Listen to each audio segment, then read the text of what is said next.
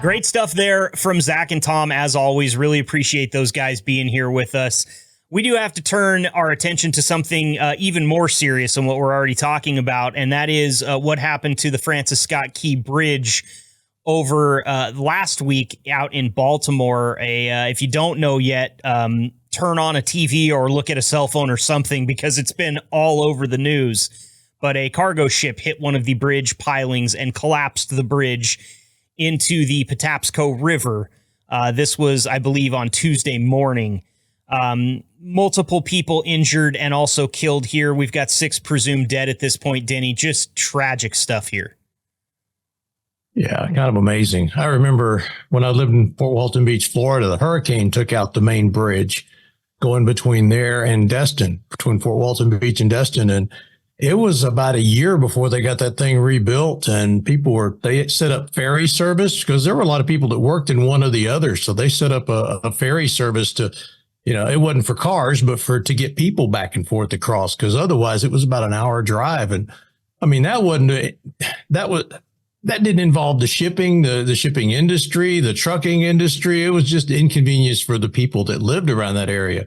But this is going to be just, I don't know, it's going to take them probably months, if not a year, just to clean up before they can start reconstruction. Yep. So this is a major thing.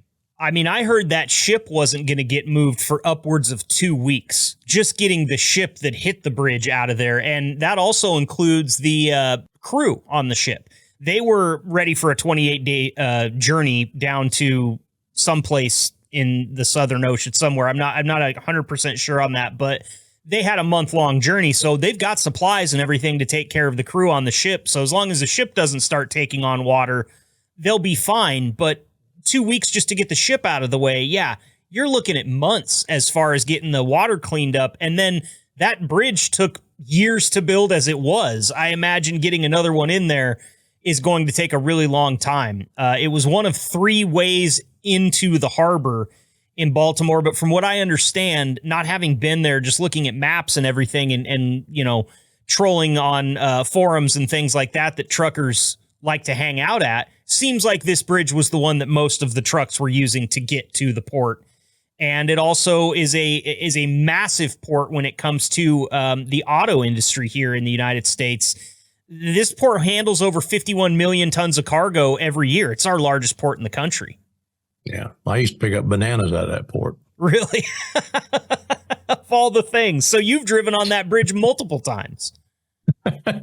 Bananas, and then with H&M, we picked up some other stuff like potassium, I think. But I just remember the bananas, because they'd bring them in and take them out of one truck and put them straight into another. They didn't even warehouse them. They just, one that went in to get them off the ship, and then they'd put them straight into my trailer, and I headed off for Ohio. Wow.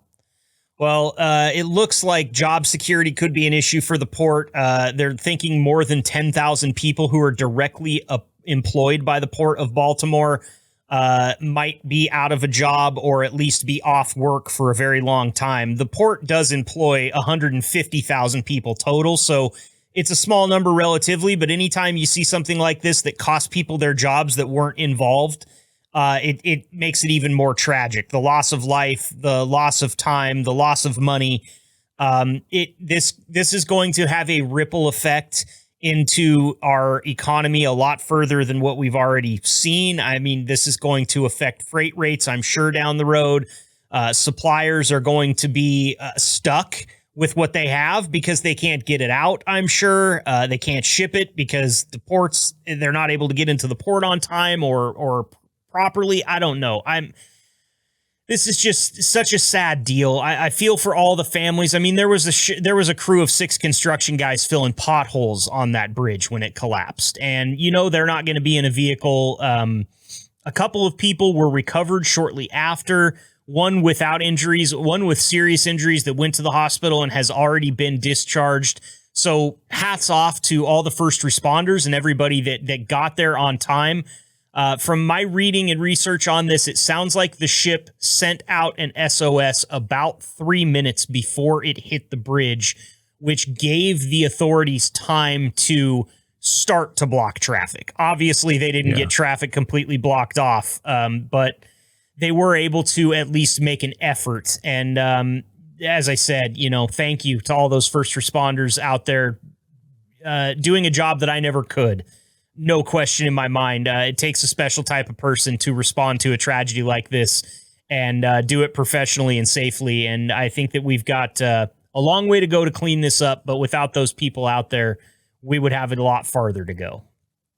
Well, I don't want to be painting rainbows here because obviously it is a serious situation and a sad situation. But if there is a bright side to this, it could help the shipping industry in Florida, because freight in Florida is tough, especially getting freight out of Florida. So if they start using Fort Lauderdale and Miami ports to get this freight in and out, it's going to increase the trucking in and out of Florida. So there may be a bright spot in our industry, but like you said, it's going to be a long road before we get this thing fixed. Absolutely. And our thoughts and prayers, of course, knowing that doesn't do much to say that, but I will say it anyway. Everybody here at the H&M Trucking Podcast is keeping all the people of Baltimore in their thoughts. And of course, all the drivers being affected by this as well. They stay in our thoughts right at the forefront of our mind, because we know that things are going to change for you in some way, shape, or form. Unfortunately, those waters haven't been navigated yet, but here's to hoping that a coordinated effort between all the people that need to be involved can be made. And hopefully this is not something that we're dealing with for years to come, but months to come.